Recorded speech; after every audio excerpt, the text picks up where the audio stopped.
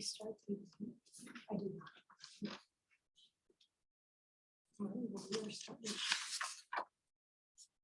All right, Commissioner Jackson, we are live streaming, and you have a quorum. Yes.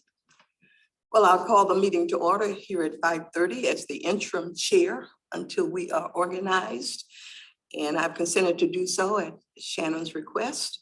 So the first item on the agenda is approval of the agenda, the previous meeting minutes and consent items. Motion for approval.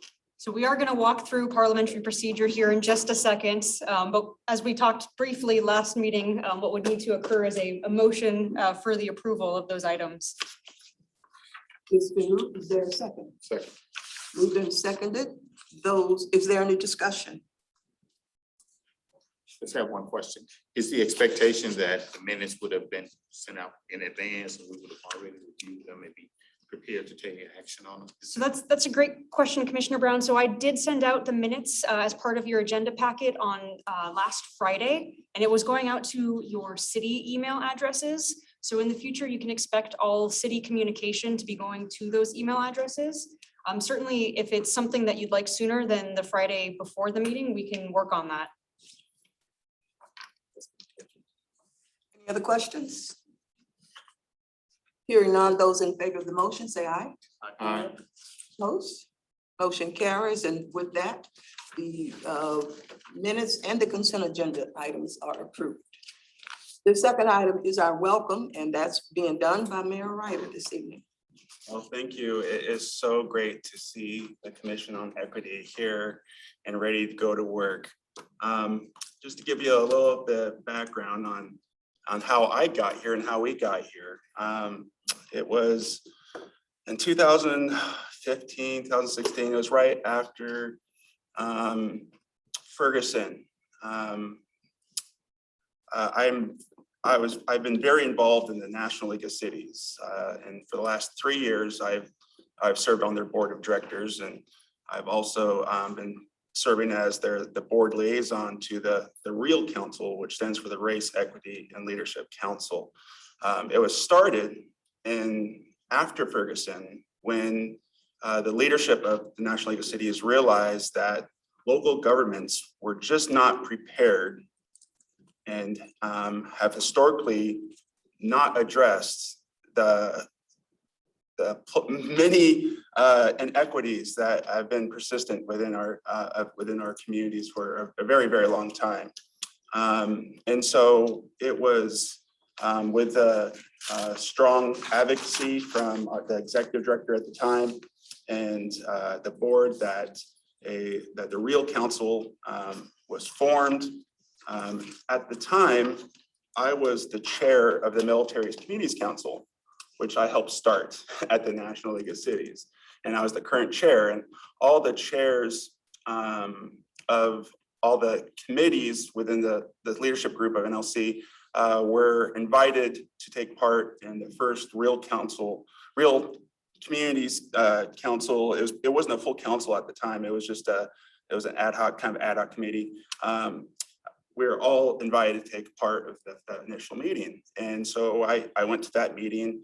I went through my first equity training at the time, and I quickly realized I was not even close to be able to prepare to lead the city of Lacey when it came to equity. There was so much information there that I just didn't know.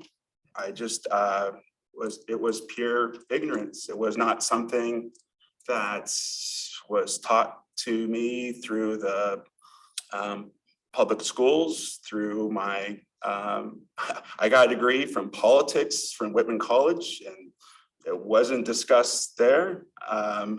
By then I had been on the city council and been the mayor of Lacey, and I still had no idea of really the long-standing inequities that has been built into our society, that's been there from our federal government all the way to what we're seeing now. Without any avenue up till now for me to make a difference when it comes to this issue. And I had to admit early on, I was really overwhelmed. I had to take a hard look at my life and sort of my biases in my life. And I grew up in a very diverse family. I had an aunt who was Korean. I had an uncle from Pakistan. I had another uncle who was gay and married in the 70s. So we together in the 70s and accepted, within the families from that long. And so I just grew up in a family that was very diverse, and I just sort of thought that's the way life was. And but it also put some blinders on me on what society and what reality was really like, right? Because I had this notion, well, geez, this is what my family's like. This is what the rest of the community must be like, and it never allowed me to ask the really tough questions, I guess. And so here I am getting exposed to all these issues when it comes to really inequities within our society. And of course, me being the mayor and being gung-ho, I come back to the city of Lacey and say, hey, let's do something about this. Right? Well, you can be really enthusiastic about things, but it always takes a little bit longer, and yet that sort of sustained enthusiasm for you to get from an idea into where we're sitting here. Right? And so I first came back and I wanted to start incorporating what I was learning, and I wasn't quite sure what the best way to do that. And I had a conversation with our city manager, and I said, hey, we need to start working on this. And one of the things that I am able to do as mayor, I have very few additional powers as a mayor compared to any other council member. One thing I can do, though, is create an ad hoc committee. And so that was what I was able to do, was create an ad hoc committee, and it was interesting, even back then, I wanted to put something about equity or, in the title of this committee. But I couldn't quite get consensus on that. And so what we ended up calling it was the civic leaders group. If you remember right, forum, right? Civics, that's what the name was. I couldn't quite get equity in there. It was just, it felt, I guess, too big. I don't know. But I was able to call it the civic leaders group.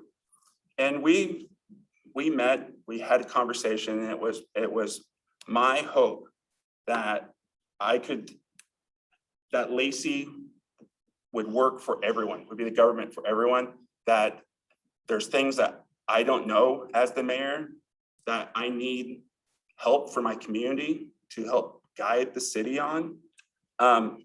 In this in particular, with all the training I have, it's really interesting. I was just recently announced as an expert on equity, right? And this is really only after like 3 years of really diving into this issue and being exposed and being on the real council and having all these. I'm now an expert, being announced as an expert. I am not an expert on equity. What I am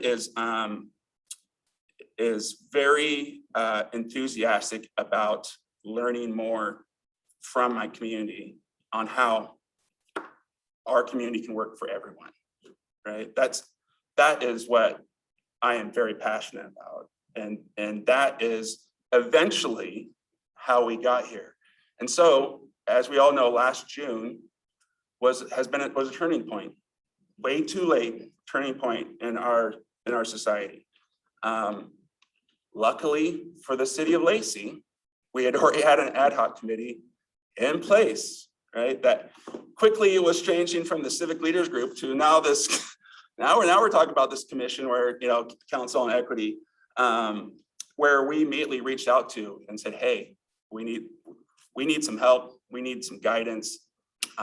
it was then quickly was like, okay, let's get this to be an actual, instead of an ad hoc committee, let's have this be a full advisory board to the council.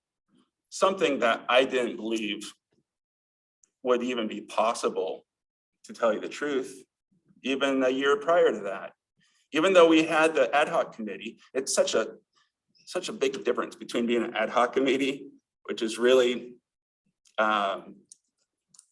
something a mayor can bring together. It's a sort of a, it's a semi-official group of the city, but it's not really, really doesn't have a law standing. Has can be a little bit of an advisory group to a full committee advisory board of the city, where now it's within our municipal code. Right? And that was my goal at the beginning. And it's just amazing how it got here through really some, the murder of George Floyd is how we got here. And I think we have to keep that in mind. That's how we got here, is someone had to be murdered and on video for this country to get to a point where this issue is now acceptable to some communities, right? To have an advisory board to finally do something about it. And unfortunately, we are seeing this big pushback that's now starting to happen. Because I think some cities have woken up and realized we haven't been there for everyone within our community. And so I am very excited that we are here today. I just want to thank Shannon and Kelly so much for what you guys have done by putting this together. It's really amazing. I've seen the outline of what you guys are going to start working on, and we have the best staff in Lacey. It's one of the reasons why we're one of the best communities in the United States. It's not just the mayor of Lacey telling you this. It's we are. It's documented, and so and we can only get there because we have great staff. We have great community who cares about this community, who wants this community to get better, and wants, in this case, to be inclusive and find a way where government can work for everyone. And so thank you for stepping up. It's not easy sort of putting this work in. And unfortunately, especially when it comes to an issue that so many people are completely in the dark, right? If here I am, I'm the mayor of Lacey, who's highly educated, right? Who's has trying to, as an elected official, continue to improve himself to be a better elected official for my community. And I still didn't know what I didn't know. I just didn't. And the thing is I've seen very few really good explanations of how we sort of got here, especially with the huge wealth gap between white America and everyone else. I'm not sure if you guys are fans of Jon Stewart, but he has a show on HBO. And last night he did a really good show. And I'm not trying to be political at all, but he did a really good show that talks about this issue in very, very plain language of the wealth gap in this country. And he explained it better than I think I can explain it. And so, if we could possibly get that video, I'm sure it's on YouTube or something, we can find it. If we can possibly push that out to this commission, I think it would be a very good baseline understanding of explaining the role of government and the wealth gap in this country. It's really quite amazing. And it's something I learned about, right, 6 years ago now, where I was just like, what? Really? This is federal policy? This can't be right. And he's interviewing people within the show, and they're like, what, this can't be right. But it just goes to show how much I think, unfortunately, there's just been this separation between white America and the rest of America. And I think what makes our country so amazing is our diversity. But it's only if we can all rise, right? Only if we can all rise. And so that is my hope, is that we will take steps to do that here in Lacey. And it's gonna start with you guys to really look at everything that we're trying to do within the city. And is there a way we can be better at being a better local government for everyone? Right? That's what at the end of the day is going to be one of your charges, is like, can local government work better for everyone? That's my hope. That's my hope for Lacey. And that is going to be a lot of work. And I'm sure there will be pushback along the way. And welcome to local government. And that's all I have for that. I'm gonna let you guys get to work, but I will be checking in on a regular basis. This is obviously something that is very near and dear to my heart. And you can't be led by two better people within the city. So I'm very thankful, and I'm very optimistic of what you guys can be able to accomplish. So thank you very much. Thank you, Mayor. Any questions of the mayor before he exits? Anything you said? Any of the background he made? Explains how we got to this point tonight. Ask why you can. I'll be around. Yes. You guys are stuck with me too, because I just, no one seemed to run against me, and so I'm gonna be around for another 4 years, so. Your presence is encouraged and welcome, Yes. definitely. Yep, if there's ever, you need to reach out to me, you easily have my information. If you feel like you need me to come back in for something, I'm more than happy to do it. You know, I want you guys to succeed. I want you guys to be successful. So, and I'm very thankful for you. I'm very thankful for you. Thank you for being here. After everything you've done to step up again, that's pretty amazing. So thank you. At some point, if you could, at some other point when you meet with us, you referred a couple of times about the pushback we can expect, the pushback you can expect. Other than us having to discover that for ourselves, maybe you can give more insight to us about where is this pushback coming from at So this point in time, and what might we be looking towards as we begin to come up with a plan? I don't want to speculate too much. I just know from this work is being done now all across the United States. This is this commission on equity is obviously new, but it's starting to happen everywhere, right? It's popping up everywhere.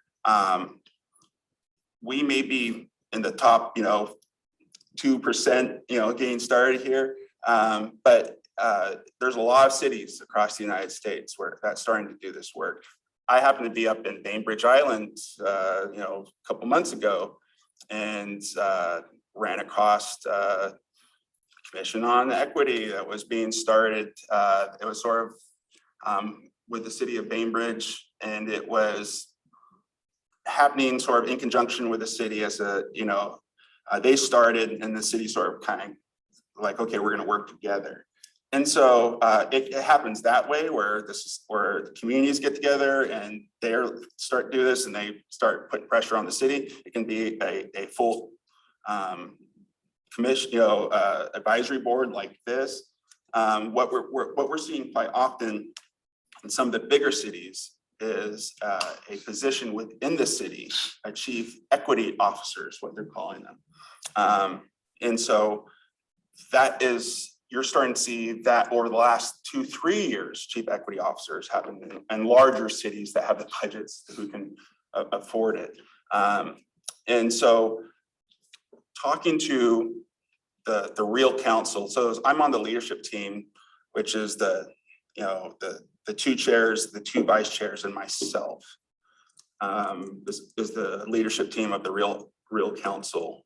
And so we've all stayed together for the past now 3 years, although the chairs have rotated off. And from what I am hearing from across the United States right now is as cities start to implement some changes within their local government, looking at equity and how to be more equitable. The pushback immediately comes from those who don't understand the issue, right, and think that cities are just playing politics somehow. And so there is, it's an ignorance factor there.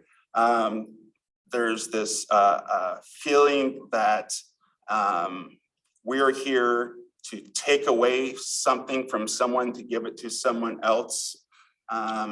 That's the number one thing that thinks when they think of what's going on here. We're here to somehow push someone else down so we can rise someone else up. That is not what we're doing. We're trying to lift everyone up, right? And so there is a lot of ignorance. Again, there's some of it is ignorance, some of it is I think straight racism, to tell you the truth. So as we go through and start doing this work, I think there will be people who don't understand why we're even here. Why are we doing this? Are we just doing this because of something that happened in another community? Right? That is ridiculous. That's not why we're doing this. We're doing this work because it needs to be done right here in our community, right? But like I just said, I didn't know how much there was a difference just based on the color of your skin in our community, right? And I was born and raised right here in Lacey, on Lacey Street. You know, I bought my childhood home. I'm a Lacey boy. You know, my family goes back a long time in Lacey. And growing up in Lacey, been pretty white. It's been pretty white community. You know, that started to change a little bit right when I about ready to graduate from high school. Is when Fort Ord closed down in 1990. We saw our first big influx of the military into our community because of Fort Lewis. And since then, it's continued. We've always had a larger Asian population, Islander population, and here, but it's still been mostly white community. Let's just be honest, it has been. Luckily, Lacey is the most diverse city in Thurston County. It will continue to be the most diverse city in Thurston County.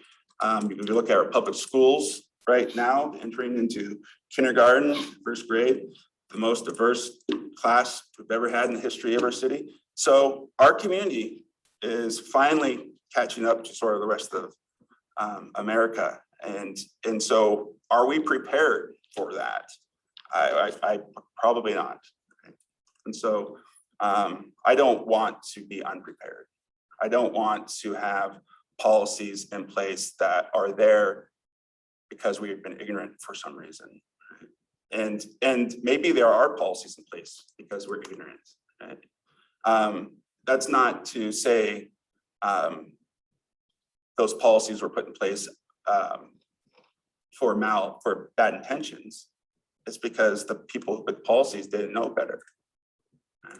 I will continue to hope that's the reason.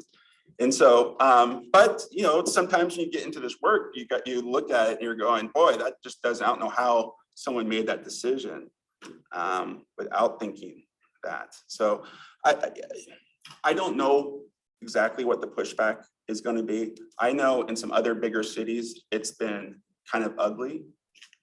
I'm not expecting that as much here in Lacey, but you know, I don't know. Well, you mentioned it's been since 2015 that you've been trying to form this, and here we are now at our second meeting. So that in and of itself is pretty indicative of what we might have ahead of us, it seems. Yeah, you know, and I think some of it, I have ideas all the time I want to do, right? Sure. I have ideas I want Implementing to that's a do. different story, absolutely. But, you know, unfortunately, I'm sorry, I'm going way over in time. I can talk all day, as you can tell, I'm a mayor and I'm a politician. Yeah, but, you know, yeah, I don't know. I think, I'm glad we're here. Let's just say I'm glad we're here. And I know we're headed on the right direction. Absolutely. And so, yeah, and if you need me for anything, I'll be here in a second. All right. Okay, Thank you, Mayor. we'll see you. Thank you. Sorry it took so much time. That's okay. Helps that's the stage and the context of the work in does. front of us. We got copies of the draft rules of procedure and the overview at our last meeting, but we put it off to this meeting. So Shannon, is that presentation Yep. to make on this? Give me just a second and I'll pull up the slide. Okay. Commissioner Jackson. So if you all recall, at the June 28th meeting, we discussed procedures and rules, and we recommended some procedures to incorporate for this body. Specifically having meeting protocols such as parliamentary procedures, adding an additional one-year term to some members so that we can have staggered terms. So that way the commission doesn't potentially turn over as a body over the course of 1 year, and we can have some overlay between commissioners. Establishing a chair and a vice chair, providing the public the ability to have public comments, and then also just discussing our meeting frequency moving forward. So if you look at your packets, which hopefully, do all of you have a packet in front of you? Yes. Great. So this actually starts on page 5. I just provided a brief overview, but really it jumps into the actual procedure on page 6. So looking at those recommendations, we have incorporated the recommendations that we made to this body into a draft rules and procedures. And I just want to point out where these elements are found. So as far as parliamentary procedures, you can see that in section 1.1.3, which would be on your first page. For the term extension for up to 4 members, that is found in section 2, which starts on page 7. The chair, vice chair positions starts on section 3 and then continues into section 4 under duties of officers. Incorporated the elements for public comment into section 9, which starts on page 9. And then meeting frequency, that is in section 1. And what we did with the meeting frequency was we continued to keep this meeting as a regular meeting for the body, but also incorporated the ability for this body to have work sessions or special sessions as needed if this body determines that it needs to meet more frequently. So I just want to briefly run over some of these elements in a little bit more detail and then open it up for discussion and questions that you might have. So again, this is on page 5 through 9 in the packets that are before you, and our recommendation would be to review it and see if there's any edits that you all would like to make and then approve this. So starting off, you have your meetings, and as I just explained, this allows for the regular meetings as discussed. We'd continue to meet right here from 5:30 until 8:30 p.m. That doesn't mean that all meetings would go until 8:30 p.m. That just means that at 8:30 p.m. we would adjourn this meeting and think about a future meeting moving forward. Also, like I said, the ability to have special and work sessions. So a work session, for example, we were talking about an item and this body just decides that it needs additional time and information from the city. It could have a meeting specifically for that item moving forward. As you can see here in the first section, we do outline that Robert's Rules of Order revised would be the guide for formal decision making. I know Commissioner Jackson asked when it was revised, and I said, oh, 15 years ago. Well, I did some research and it was more like 100 years ago. Oh, Yeah, I saw something new had Right, happened. So the revised is not so new. So it's probably what you are most familiar with. And we will actually be going through a overview of what that is, as well as some practice, should this body choose to use that for its procedure.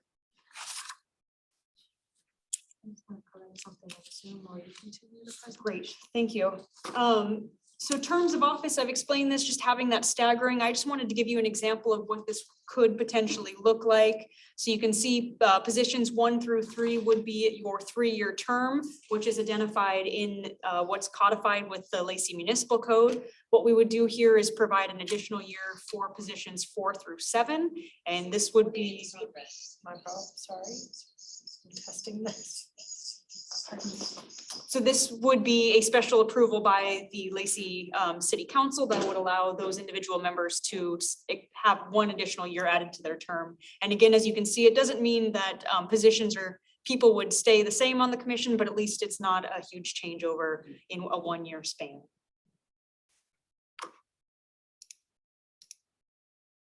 We talked about election of officers, and our recommendation was to have a chair and a vice chair. And the chair, as Commissioner Jackson is doing right now, would lead the meetings. The vice chair would perform those duties if the chair were to be gone for a meeting. And what you can see as far as the election of what we're proposing here is nominating officers. So just saying who is interested in running, and then actually selecting officers at the August meeting. So it would not be tonight. And then that officer would continue through the remainder of 2020 and then have a full term as the chair and vice chair into 2022. In November of 2022, we'd go back through that process again of nominating officers, selecting officers in December, and then their terms would start January of 2023. Any questions so far?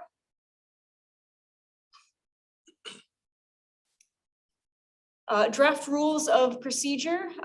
So we talked about the duties of the officer. So this really would be that you'd run the meetings.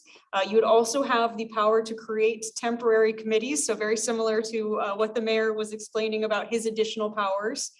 So this could be creating a subcommittee, and then it would be the approval of the commission. For staff support, as Mayor Ryder indicated, myself and Ms. Adams here, we are the staff support for the Commission on Equity. So we will prepare all of the agendas, any background research, working with consultants, et cetera, and get it in front of this body moving forward.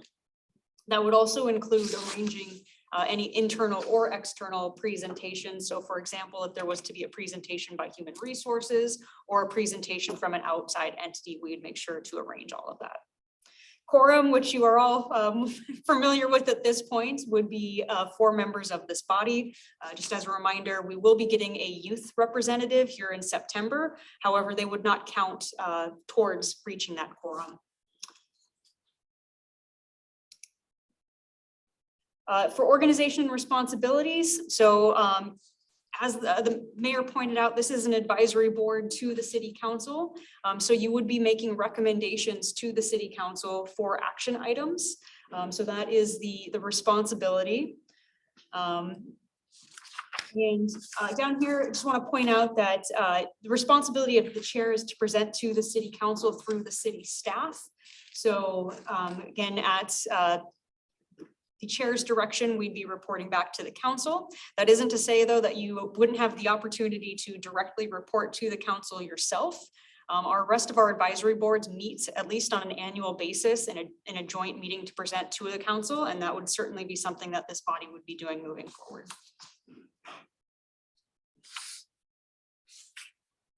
Public comments. We did have a brief discussion at the last meeting. Our recommendation again is to allow for public comment at this meeting. You do not need to allow for public comments, but you can. And there were some questions about public comment that came up. Public comment it's not a dialogue between an advisory board and the public. It's more of an opportunity to hear from the public, some questions, concerns, thoughts, ideas that the public has regarding an issue that is of pertinence to this body. And then lastly, just amendments. So something that is important is, things change. So this allows the ability for the body to amend these rules at any future time. So that is a very, very brief overview of the policies and procedures. So that ends my presentation, but I would be happy to answer any questions. And again, our recommendation tonight would be to review it, edit it, and approve policies and procedures for this body moving forward.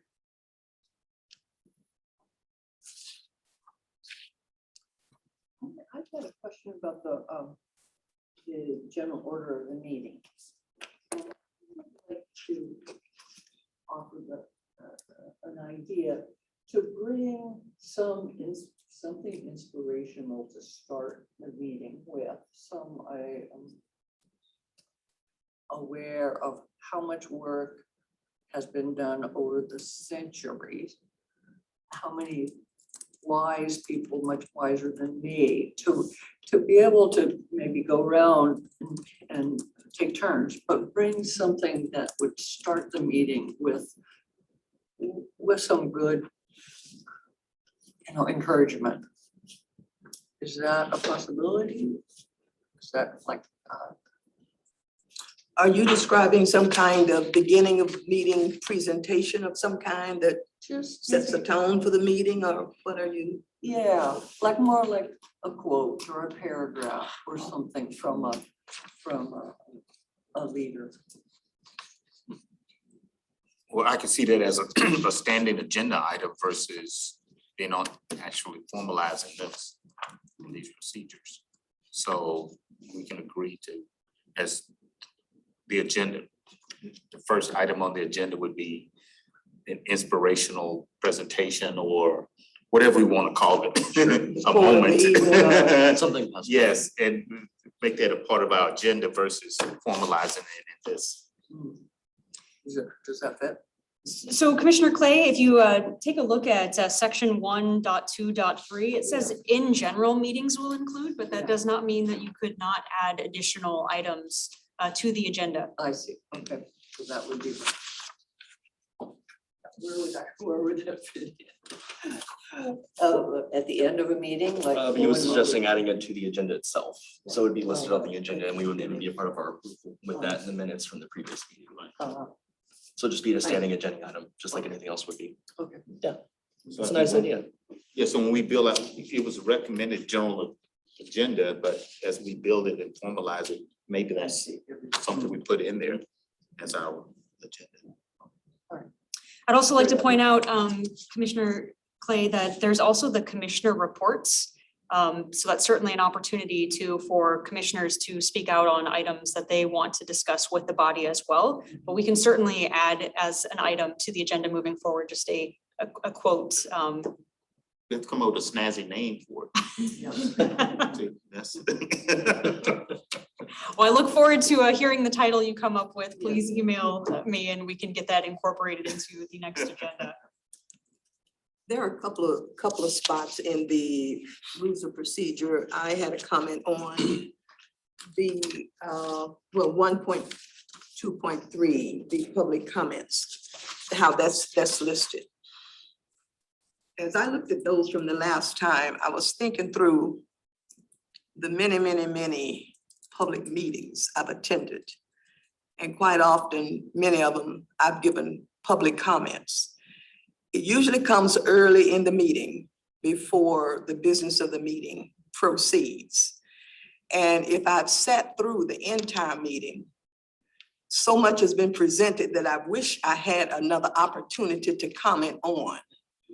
But that opportunity goes away after that public comment section is closed. So with us being an equity commission, part of which I'm hoping we encourage input, dialogue, from members of the ethnic community. And to make somewhat of a shift, and I've been to public meetings where there's a public comment section up front and then another one that occurs afterwards. And so I like to see a second comment period listed here, so that if we've discussed something, if we've had a report presented to us or some data presented to us that I didn't see early on in the evening, but now I've got questions or comments.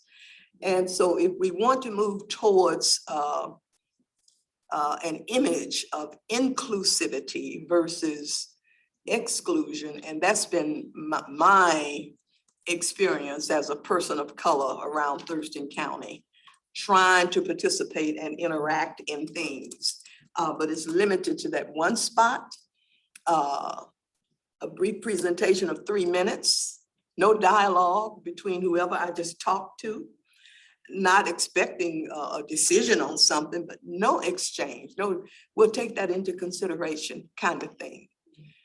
I would think that we really want to actively engage people in this community who haven't been accustomed to interacting in government in any way, that we might want to look at some different approaches that aren't so canned and aren't so set, because we'll never know what our community is thinking, wondering about, you know.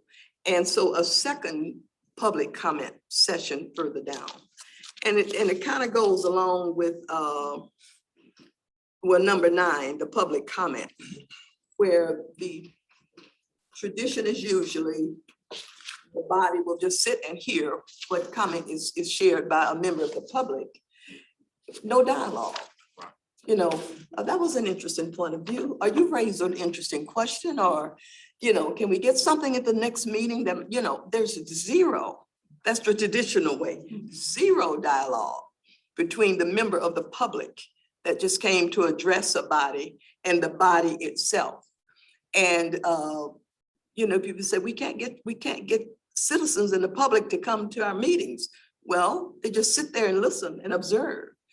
What can we do to adapt or adjust to that, to send a message that as an equity commission, we want the engagement and involvement of the ethnic community without prolonging meetings, and I don't mean, you know, but what can we build in? Same 3-minute or whatever rule, the same sign in and that kind of thing.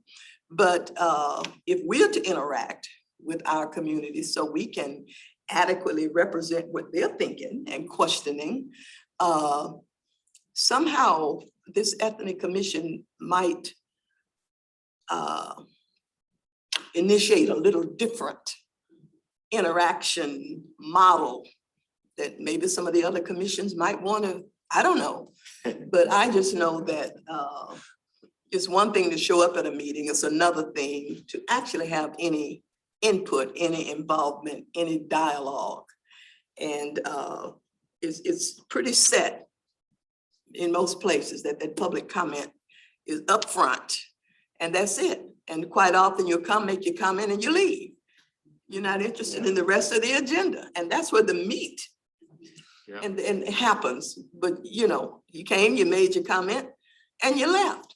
And you read the next day, I would have stayed if I'd known that's what they were going to be talking about. Or so how can we just kind of learn from I'll say the canned way that public meetings are usually conducted, and they aren't that user-friendly, for lack of a better word. They aren't user-friendly to the public, but yet we say we want the public to be engaged. So I just kind of tossed it out there for discussion or comment or pushback, if you will, or whatever the case might be. But I think you're really hitting on an excellent point, Commissioner, in that it needs to be a dialogue. And if it hasn't, if there haven't been many opportunities to start that dialogue, well, then this is really a place that we can. And we might create other areas that we can have people come and talk about a particular issue or something, but to set it off right off the bat, we are going to have some dialogue. We're going to be there listening to you. I think that's really important. That it can be different than. Yeah, I agree. This is an opportunity for us to set a new standard. If someone has a great idea, a great recommendation, and they share it in their comment, what do we do with it? You see? So I think we need a tool or some mechanism to be able to follow up with that person and have them flesh it out. So see if there is something that we really want to pursue or use, as we're working on some idea. But I really like the idea of allowing for, we have to be real careful, because if you're dealing with, equity and inclusion and with the group of people that will come in and comment, the people, their ideas, their personal ideas, they're very creative. You're gonna get a lot of stuff. So how do we kind of manage that piece? That's gonna be, I see, is the biggest challenge. And people get emotional when you're talking about, equity, you talk about inclusion, you talk about discrimination, race relations.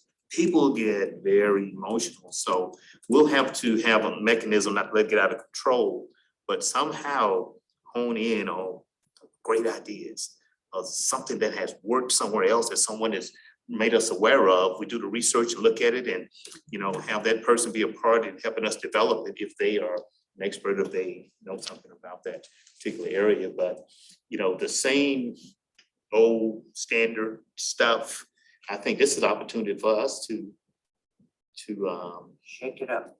yes. Well, I'm not talking about anything that's going to lead to disruptive meetings and, like you said, the subject matter we'll be dealing with.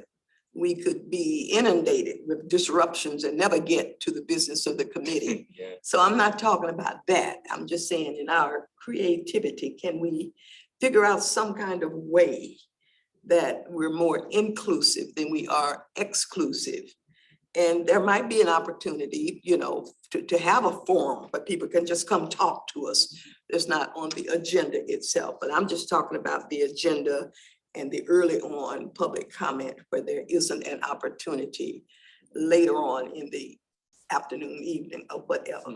And Being new, they're sharing ideas right up front now because we haven't worked on anything. So at some point when we start to work on some things, they listen to the meeting. At the end, there may be some, input.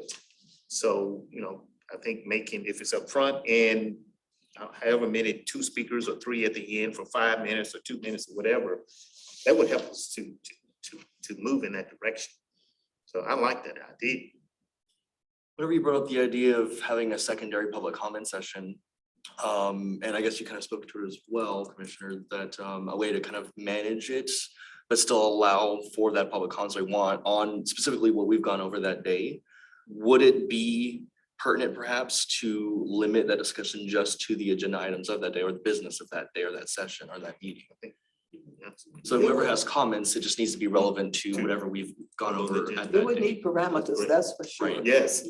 Right, and I am also thinking perhaps we could establish like a whatever regular interval, like twice a year, quarterly, to have like a work session perhaps of just like a public forum, listening session, where the public can come in and speak to us about whatever they would like to on various issues, rather than it being, a limited discussion on the business at hand, where we set aside that time specifically to address various public concerns on this topic specifically. I think one of those sessions early on. I agree. is important Yeah. I agree. To set a baseline. Yep. Where we are with it. And setting the standard, which is what you said. Shannon? So commissioners, just to summarize and tell me if I'm off base on this, but it sounds like you want us to look at different approaches for maybe the way the public can interact with you throughout the meeting. But then also to look at other types of meetings where we might get out in front of the public, such as a forum or a townhouse meeting at regular intervals. Not throughout the meeting. at the end of the meeting to discuss items. First and Yep. then at the end, but our meetings not to be disrupted where we can't do anything for, so not throughout the meeting, Sure. but set times in the agenda early on and later on, but not throughout the meeting. We wouldn't get anything done. We can certainly do some research on that and come back to this group with some recommendations. Great. Would it be the wishes of the group that we again carry this over to the next meeting agenda and see what Shannon comes up with? Other than approve the procedures now? And it might not be possible. I mean, I'm just saying. I do have one amendment on the rules for procedure, and it's more of a housekeeping item. There is a spelling error on line 2.1.2. Super. Item 7 is labeled 6 twice. And again, it's more of just a housekeeping item, but if you look where the numeral 7 is listed, the spelling of the number next to that is 6. Thank you. What are your wishes as it relates to the rules of procedure? Oh, Shannon. Shannon, I'm sorry, I need to look straight ahead instead of. Commissioner Jackson, I would just point out again that section 10 does allow you to amend it at any meeting by a majority. So if this body did want to establish these today, it could, and then amend it at its August meeting to include any future Okay. public participation element. Thank you for that reminder. And then, so amending it, we can do anytime, but this other listening session that we're talking about doing in the beginning, just to get open feedback, would that be an amendment or something totally different? So, and in terms of, having like a forum or a town hall meeting, this body can call special meetings. And so that would be a type of special meeting. Okay, gotcha. So with that explanation, then, is there a motion to Yeah, I move that we, adopt the rules of procedure? yes, I move that we adopt the Commission on Equity Rules of Procedures. I'll second. Moved and seconded. Any additional discussion? Hearing none, those in favor say aye. Opposed? Motion carried. I should have asked, do we have anyone joining us It appears we have 3. remotely? Okay, Christine, Megan. Okay. Two of the individuals who are joining remotely, I will introduce here in just a second as a future item. But they on the aren't agenda. commissioners that we No. need to be, okay, that's what I was wanting to make So sure we just have about. the 5 commissioners in for this. Yeah. one. Okay, so the motion passes. So we have rules of procedure.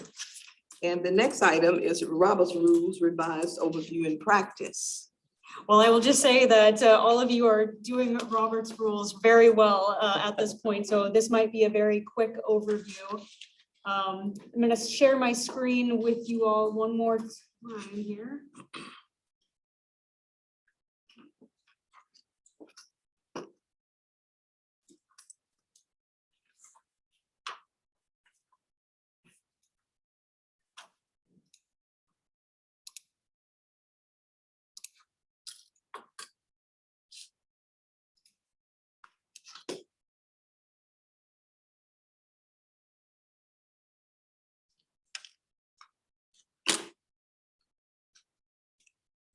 All right, so just a real quick run through of how Robert's Rule of Order, although you all seem to be doing really well, like I said, just to give an example and run through, what you just did was by the book.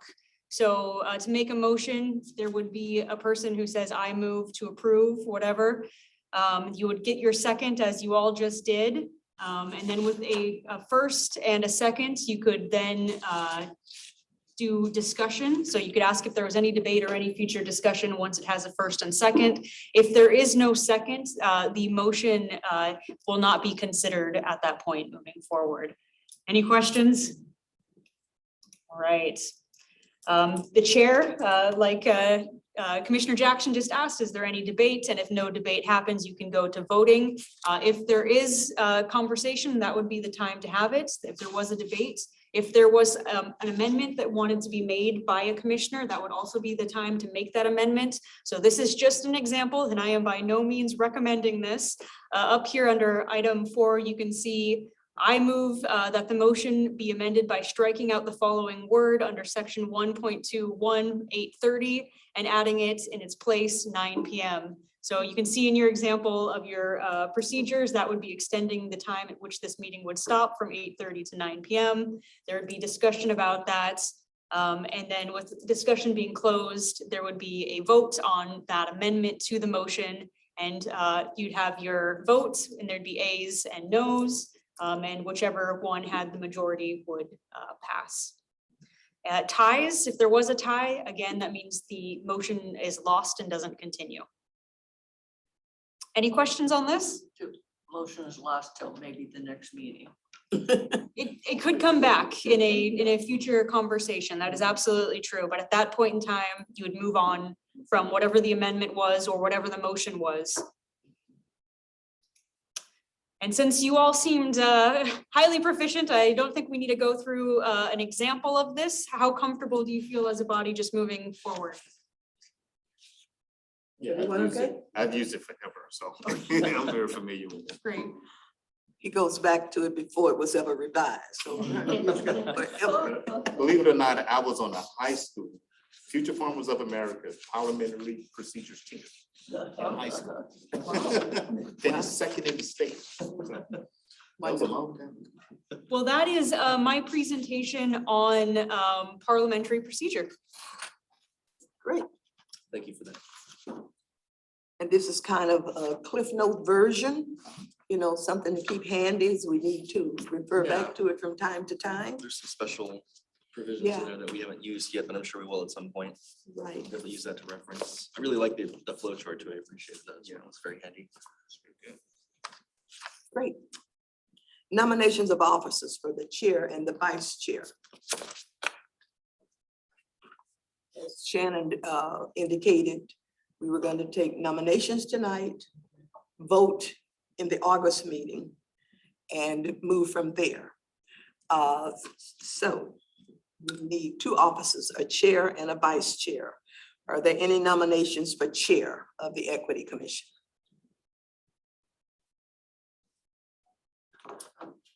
Can we nominate other people? Yes, I believe you can. Commissioner Jackson, I was actually going to ask if you would be obliged to take a nomination for the first chair of the Equity Commission for the city of Lacey.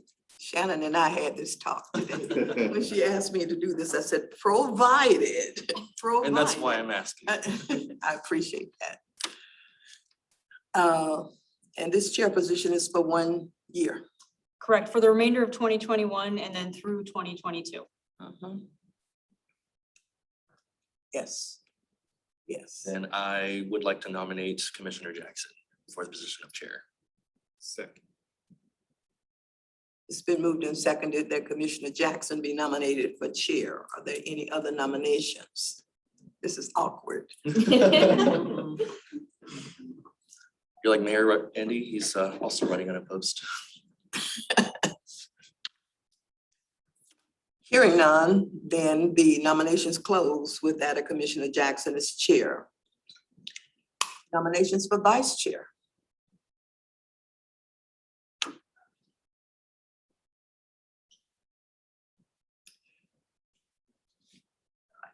We can nominate people who are on the commission but aren't present. Is that true? That is true. However, However, they can't speak for themselves in this particular moment. But I mean, if we're not holding elections until the next meeting, I suppose that's always a possibility. This body could also wait to nominate a vice chair until the next meeting. Given that the body did have 1 nomination for chair, it could proceed with appointing Commissioner Jackson as the chair at this meeting as well. However, we can wait for both until the August meeting. what is your pleasure? I guess I'm just of the opinion if we only have two commissioners that are currently out, I don't foresee, especially if we're going to continue without a vice chair, it might be wise for us perhaps to go ahead with the election of our chair at the very least. And then we could postpone the vice chair until the next meeting if you'd like. In which case I would move to elect our chair. Second. It's been moved and seconded that you elect your chair. You want to tack on the other, delay the vice chair until the August meeting. Oh, yeah, so oh, yeah, we could always do both at once then in that case. Then I would move to do the election of the chair currently and then postpone the election of the vice chair until the August meeting. Seconder, Bruce. Any discussion? Those in favor of that motion, say aye. Aye. Opposed? Motion carries. Well, thank you. Thank you. I appreciate the vote of confidence. So let's go right then into our business items. The item A being the Strategic Diversity, Equity, and Inclusion Plan Introduction and Work Plan Overview. I'll give it back to you, Shannon. Thank you, Chair Jackson. I'm going to invite Megan Picard and Ronald Kevin Medley to join us.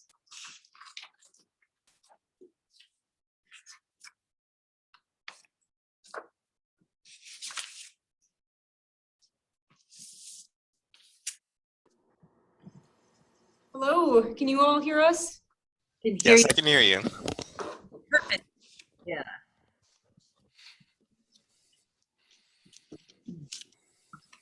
One more time for us. Can you hear Can you us? hear me? I can hear you. Great, we can hear you loud and clear now. Thank you. Okay, great. So commissioners, this is Megan Picard and Ronald Tevin Medley, and they are from the Athena Group, and they are going to be helping us work through a diversity, equity, and inclusion strategic plan. And so before I let them dive into who they are and what they've done in the past and any other information they'd like to share with you, I just want to give a general background on why the importance of a strategic plan moving forward. So once again, I'm going to share my screen here.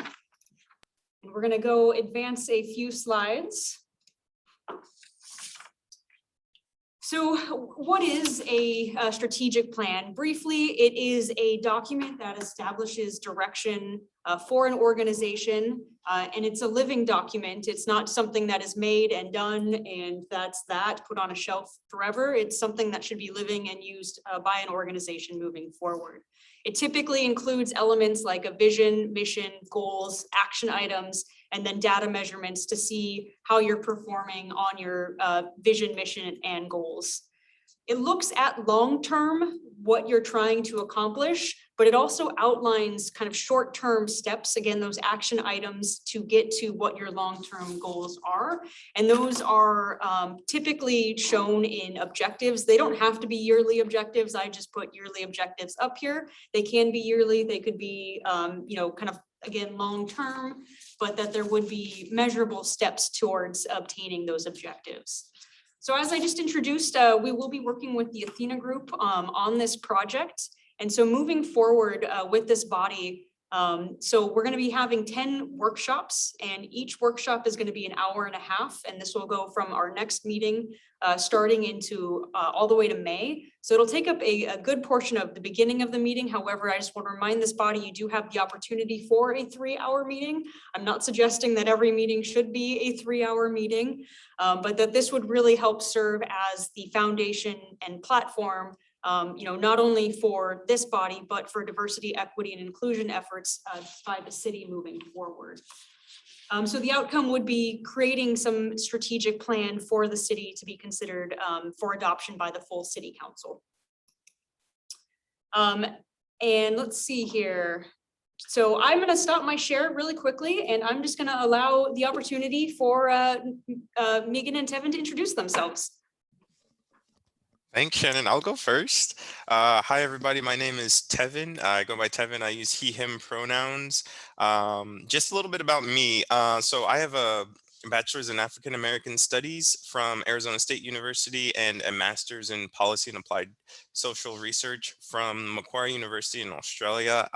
I've been very fortunate to have a more global experience around equity and diversity and inclusion, working in Germany with the United Nations and Australia with the Salvation Army, and many different entities in Washington state as well. Some of that work is with King County, some of it is with local nonprofits. I also still support some international nonprofits in Nigeria, and it's just awesome to get to work with folks to get to that aha moment when I'm with a group and, you know, the work is sometimes difficult and conversation can sometimes be difficult, but coming to that conclusion together around something that could work for people is just really powerful and something I really look forward to doing with you all. So I'm excited to be here and part of this process. Thanks.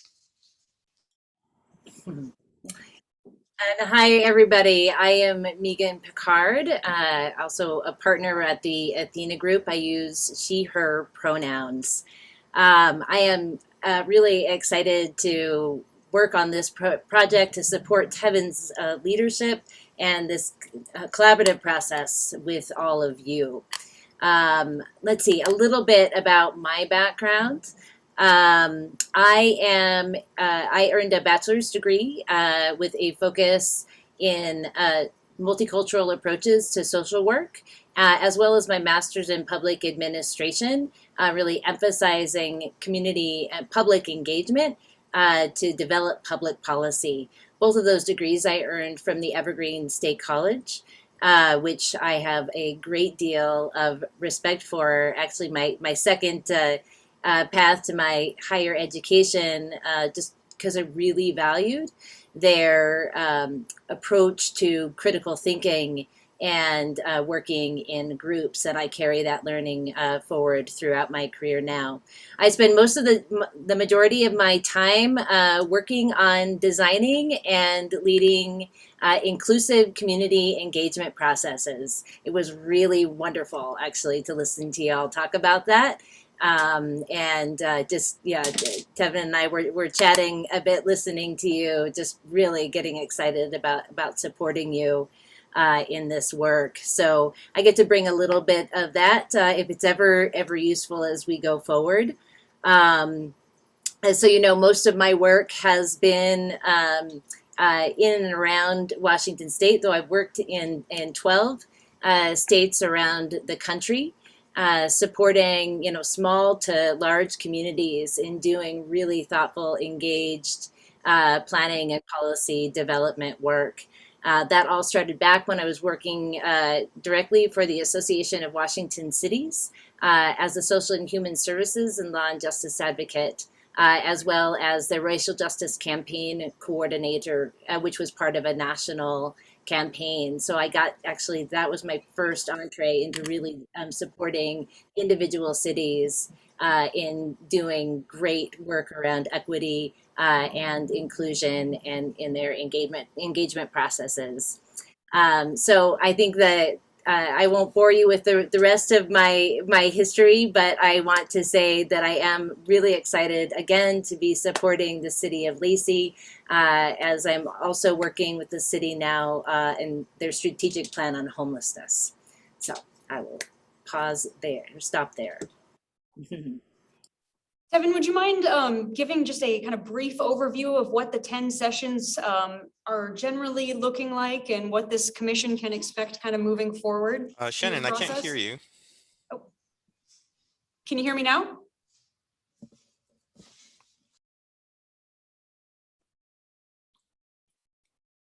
Kevin's muted. He's muted. Can you hear me now? I can hear you now. Can you provide a brief overview of what the 10 sessions look like, what this body will have in store moving forward as we really start working towards creating that strategic plan? Yeah, absolutely. I can go over that for us. So the way we've structured it is 2 sets of workshops. So there's the first 5 and then a second set of workshops. So topics that we'll be discussing in workshop 1 are going to be, where have we been on this journey? Where are we at now, and where do we want to go? So a lot of that is really going to be looking at, what collective knowledge do we have about what needs to happen next. Workshop 2 is going to be focused on creating an equity value statement. So these are going to be guiding principles. So we have shared ideas and shared understanding of, our values, and we use those values to help us make decisions. So we're going to do an overview of kind of the values-based decision-making process and what that looks like. We're going to get to practice it and become really great at using values to help us determine what kind of actions we can take, some we should, maybe some we shouldn't. Workshop 3 is going to be creating a mission statement. So that's more around, why is this important for us? Why now of all times? And so just having a really open conversation about that. Workshop 4 is creating a vision statement. Where do we see this work being applicable in maybe, let's say, 1 year or 2 years or 5 years? What is that vision that we might have, and how can we put that into words? These are all things that will be shared and available for the public at large, other folks to comment and add to that. So not just that we're in these roles making all these choices, but we do the work and then we share that and then we make updates regularly. Workshop 5 is as I mentioned, around what it's going to look like to use this in practice. So not just what is values-based decision making, but how do we use it? In the day-to-day, what's the actual way that we can go about utilizing this tool? So that's going to be really fun. Second set of workshops 6 through 10 are focused on engaging with the community. So workshop 6 is around how do we listen? What are those things that are important for us to keep in mind as we engage with vulnerable populations, marginalized communities, etc. So really emphasizing how we listen. Workshop 7, creating and prioritizing action. There's a great exercise that we're going to get to do around what's tangible right now. What's the low-hanging fruit? What can we actually apply as of today, right now? And then what are some things that are going to take a little bit more time to do, and what resources do we have and need to make that happen? Workshop 8 is what's in our DEI strategic plan. So what's the content here? We had a lot of discussions around elements. This is where folks are going to be really creatively thinking about strategies and, I have this really great idea. How can we implement it? Let's put that in there. Let's have a really good conversation about what those strategies are and make sure that they're in that plan that will be reviewed for adoption. Workshop 9 is going to be around monitoring and accountability. And so this is hugely important. How are we looking after what we're doing year over year?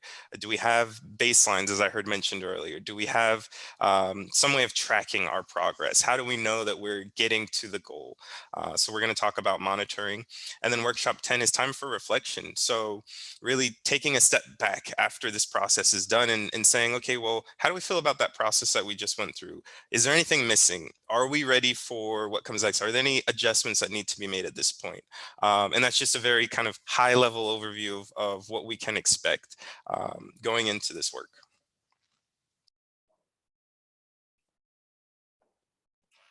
So thank you.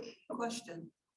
The workshops that he outlined, 1 through 10, can we have a copy of that outline, the different topics for different workshops? And we heard about the two of you, the principals, but would you say a little about the Athena group and how you've come to this project? Maybe that's a question for you, Shannon. Sure, I can tell a little bit from the city's perspective. So we put out an RFP looking for consultants to help us guide on a strategic plan. And again, the idea being that we want to have a foundation for the work that we are doing and directing, what's going on here at the city, and really finding ways for, what can we as a city do? What can we help support, and what can we help champion? And so all of that being, something that we want to take a look at and think strategically about and have those actionable items. And then also to monitor our progress and say, do we need to continue to work in certain areas, or hey, this is or isn't working? How can we more effectively, get the result that we're looking for as far as our diversity, equity, inclusion efforts as an organization? So there's a master city strategic plan and then another strategic plan for this equity commission? So just to provide some background, there are lots of plans at the city and they all kind of work together and build up. But at the highest level, that is correct. There is, the city's vision and then a lot of different plans that fit under that. So when you look at, for example, land use elements, that's found in our comprehensive plan. When you look at our utility systems, they're going to have their capital plans. And so there's various different plans that feed into how is the city going to accomplish its mission and its vision moving forward. And so the diversity, equity, and inclusion strategic plan is something that the city hasn't had a strategic guidance on for long-term or short term. And that's certainly something that we've identified as a great need for directing our work, not just as an organization, but how we connect with the community, and then also how we support DEI efforts just beyond the city itself. I applaud you for doing that, to really set up so that we can get something that's really strong foundation that's going to last, because this is not going to go away in a couple of years. This is long term. Any other questions or comments? I wanted to hear more about the Athena group. Pardon me? I wanted to hear more about the Athena group, but they do. That's great. Tevin, if you don't mind, I'll go ahead and step in here. Great. I'm stepping in only because I am actually the partner who's been around by far for the longest period of time, other than our founder. So have been with it as we've stretched and grown and really shaped where we have come to today, which I think is the most exciting place. It is the place I want to be. Well, let's just say that. So we are a small business that is based in Olympia. That's where our headquarters are, though we have sites in a few different places around the country, including in Colorado, which is where I'm actually speaking to you from. We as a company work to cultivate the capacity for transformational change in individuals, systems, and society. We bring our values of curiosity, awareness, connection, equity, and wholeness to all the work that we do, and provide a range of services, including strategic planning, including inclusivity, diversity, equity, accessibility, and justice work, as well as facilitation and engagement, research and evaluations, and organizational change and effectiveness. So kind of this nice spectrum of work that public agencies in particular do, although we also support nonprofits and some private organizations. And we really choose these days to focus our work in some of the most high impact areas we can, working on the most pressing challenges of our time and some of the greatest opportunities of our time, of which I think we all count this work on equity to be some of the richest, most highest impact work that we can do when everybody around the table is committed to it and really thoughtfully working together to get there. I think the last thing I want to say about our organization is we really strive to live these values very fully in how we work internally, as in addition to how we work with others. In fact, we have recently shifted to a partner model from an old traditional CEO, headed firm. So we practice on a weekly basis, sharing leadership in a highly structured way, and so that we ensure that we're bringing all voices and perspectives and making the very best decisions we can at each step of the way.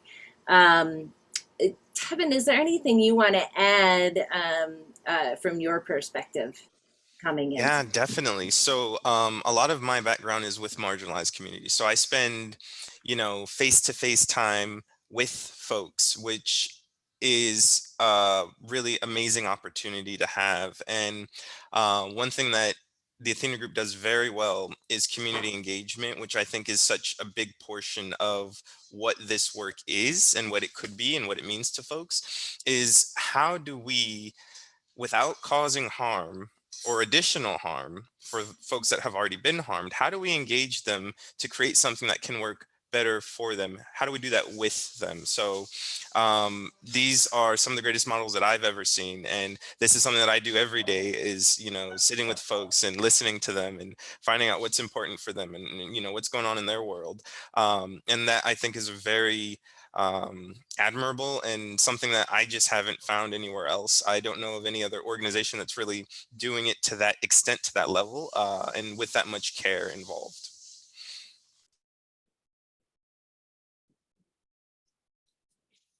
Any other questions for Megan and Tevin? I'm hoping that Stephen or Megan will come and be with us, or is it always gonna be Zoom? Yeah, great question. I would love to join you, and I plan to join you at the next meeting. So I will be there. If folks are comfortable, we're going to do a hybrid model. So for anyone that might not be comfortable, there's still the option to just tune in, but I will be there with you. And I'm here in the background in support. There may be occasions in the future where I will come in and directly support Tevin and you all, but for the most part, who you're going to see there in the room with you is going to be Tevin. So we'll get a copy of what Tevin went through, the 10 workshop descriptions. Yeah, absolutely, Commissioner Jackson. That's a great segue into actually the work plan that I wanted to talk about. So we're talking the strategic plan and kind of the larger, you know, what we're working towards long-term, with also short-term aspirations in that. Also, what this advisory board will have is a work plan, and a work plan is going to be going through what are the immediate items that are the commission is working on. So in addition to the strategic plan, there are other bodies of work that this commission will be taking on concurrently. And so I'm actually going to share my screen again and just go over a little bit about that. But thank you both for being here, and we are excited to get started on this work. Pleasure. Thanks so much for having us. Wonderful to meet all of you. Yeah, absolute pleasure. I'm going to share my screen here. I'm going to skip ahead just a few slides. So as I was mentioning, a work plan really establishes that year-long direction for the advisory board, and you have that strategic plan, which is, you know, the longer-term plan and provides that guidance. So things that we're going to incorporate into a work plan are things that might be identified by the city council in the past or currently. This is again an advisory board, so if there is an issue that the city council is looking for some recommendations on from this body, they'll be able to have that incorporated into the work plan or added on to the work plan as well. So just for some examples, some things that have come up in the past that there has been interest in getting the Commission on Equity to provide recommendations. Was our recent urban forest management plan, and then also our Lacey Cares initiative. So how many commissioners have heard of the Lacey Cares initiative? Okay,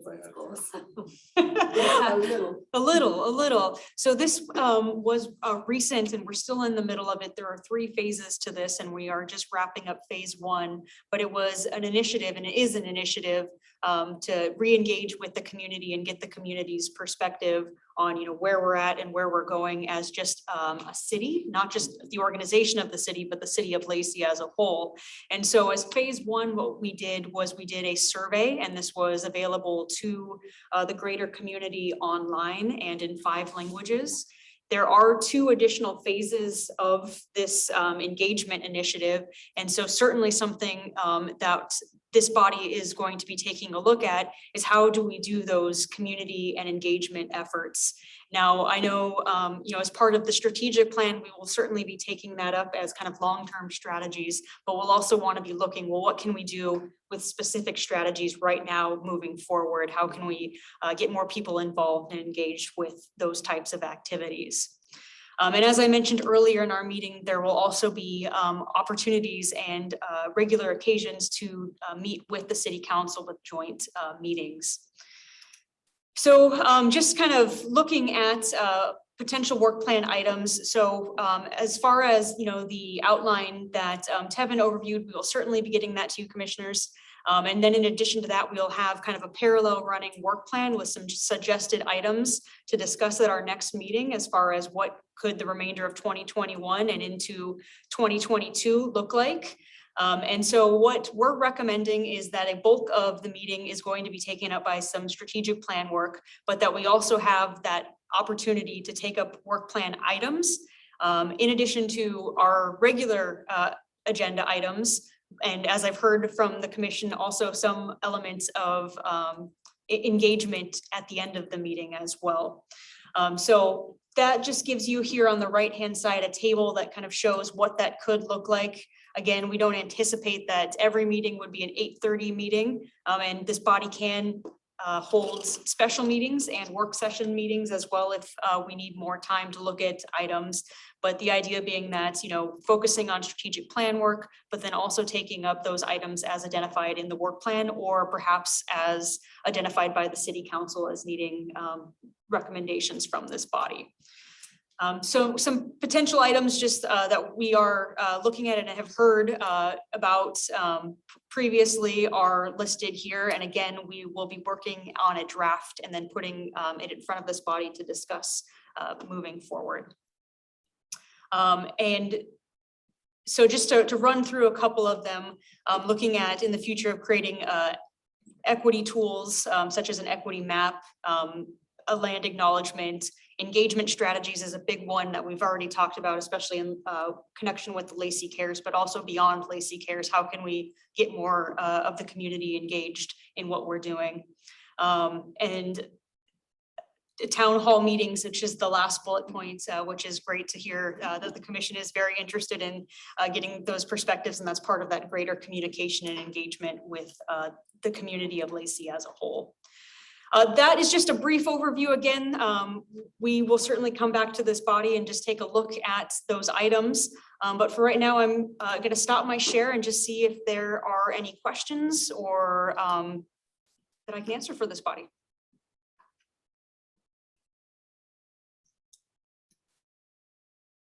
In the Lacey Cares, you had the questionnaires and some forums and things. Who's collecting that? Or, I mean, is there a group that is working with those results? And then we would also be able to look at them and see what we could do with them. Absolutely, Commissioner Clay. So I'll start with the second question. Is this body will have the opportunity to take a look at some of the data. And then to go back to the first question, we are working with a consultant on that project, and they will be presenting just a broad themes to the city council at the end of August at their work session. And then again, as I mentioned, this is just one phase of this project, and then there'll be future phases as well that build off of that broad data collection that was done through the survey. Just have a general question regarding access to information.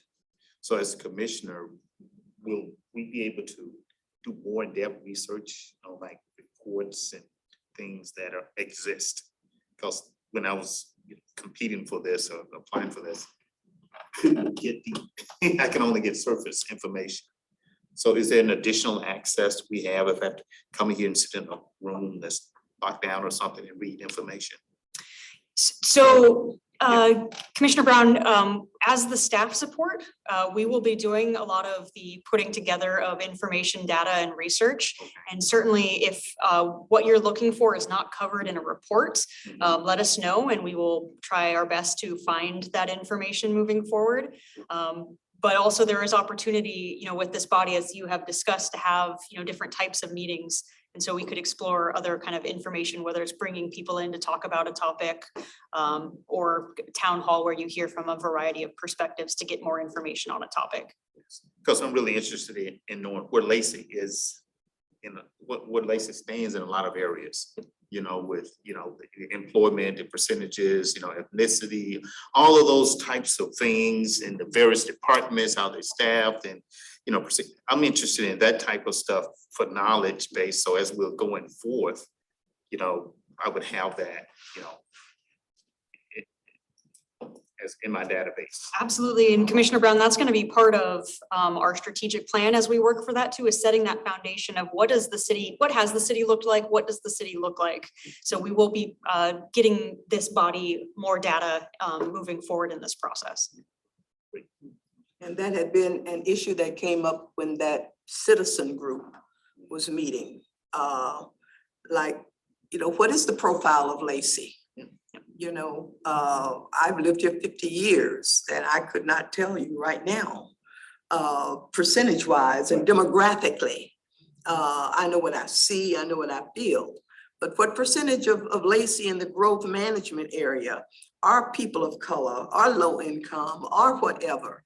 And as an equity commission, that certainly gets to be a beginning point for us. What are some of the issues out there in the ethnic communities as we begin to approach a strategic planning process? What does our work plan need to look like given the issues that are identified? Criminal justice system, the employment picture, homelessness, what's the And the I websites have don't give it. anecdotal information, and that's about it, just anecdotal information. But if we're talking about strategic planning and our work plan for this commission, exactly what are we talking about? Or what are the needs and the issues and the concerns out there that we hope to address? What's the mechanism for us to identify what those things are? Well, Commissioner Jackson, I can certainly tell you that a lot more data is going to be coming your way. That's what we need. And a lot more information in addition to just data. Good. Anything else on the issue of the equity work group and the overview there? So, sorry, Go Commissioner ahead. Jackson, we're still on item A, wrapping up the work plan, and can move on to item B if there's no more questions. Okay, they kind of flowed in here. On item A, I'm also wondering that once we actually have all of these things, I guess drafted, for lack of a better term, are we going to be presenting this to the city council, I imagine, for final approval or for their input? What does that process look like once we're done with creating this document, presumably at the end of May, I'd guess, or somewhere in that time period, whenever we're done with all of the workshops, et cetera, to actually try and gather all this information and collate it together? Yeah, Commissioner Hedgewood, that is exactly what would happen, was that this is again a policy document for the city. So the recommendation would come from this group on that plan, and then it would go in front of the full city council.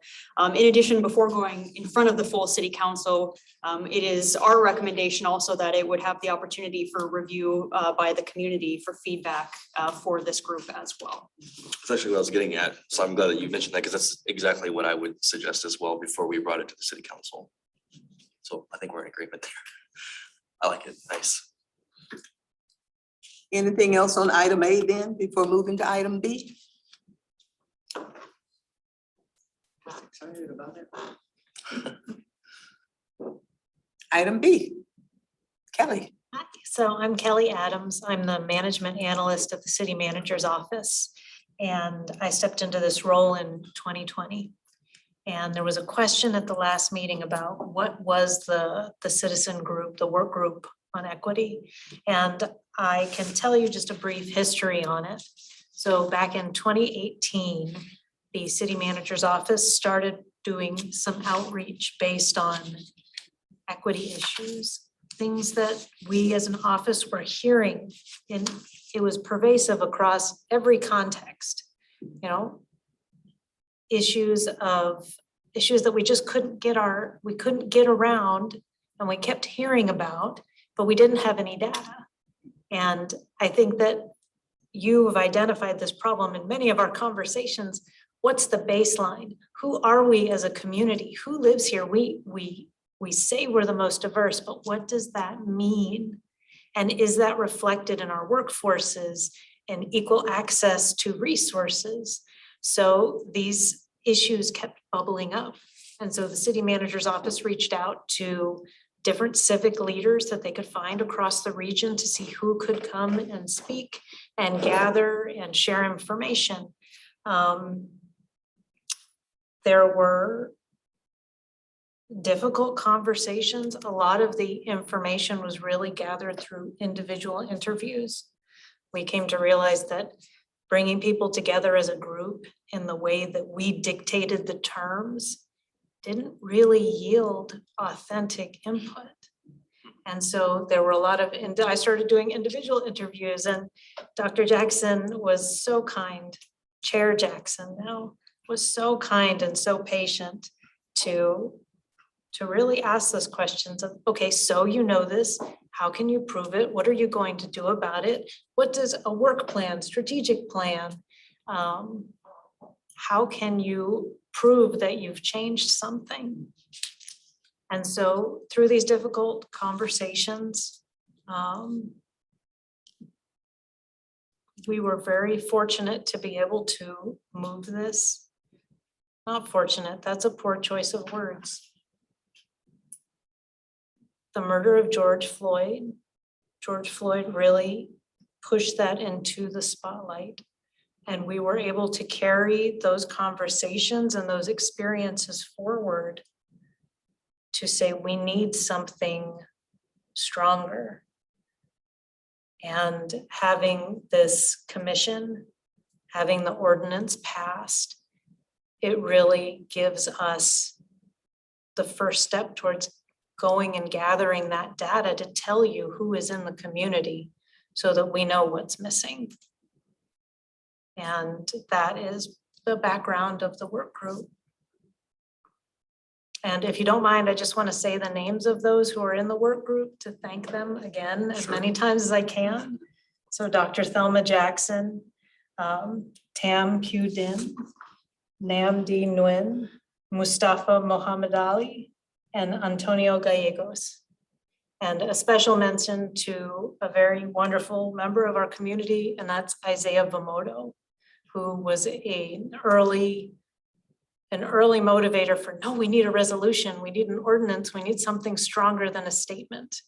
And so I thank those work group members, thank you so much, because this is not our work, this is just us amplifying the voices that we heard. Very well put. Were there any specific concerns that came up? I mean, do we have some like actionable, let's get on this now items that those conversations rose to the top? I think that it wasn't necessarily specific items, but ideas that from our context, like the mayor eloquently said, we don't know what we don't know. And so asking, hey, come and give me your input, come and share with us. But when you ask one person from one community to come and share, and you haven't quite made sure that that's a safe space, or that that's a conversation that some people might not even be ready to have that conversation. So just building a space where input can be shared safely. I think overall, that's a lot of what I heard. And that's the truth that I heard is, yes, you can invite everyone to the podium, but have you made that a safe space? And what are you going to do once you hear it? So that was most of what I heard, but there weren't specific, I think there were ideas for public hearings or public events where people can come and share their experiences, especially during the summer of 2020, and really wanting activities. And of course, we were much restricted by COVID restrictions, but that was a lot of the impetus for the commission. And these conversations have been happening for years.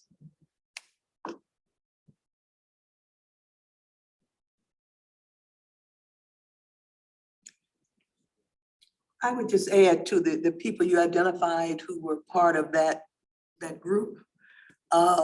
Bishop Lorenzo Peterson, I apologize. You're- the pastor of New Life Baptist Church, he was actually the invitee, and I was his support because he was new to the community, but he was the actual person that was invited to that forum. So he would need to be. I think we did three different meetings, but Bishop Lorenzo N. Peterson, New Life Baptist Church. And many of the commissioners will remember the bishop as one of the interviewees also for this panel. He helped with that as well for this commission.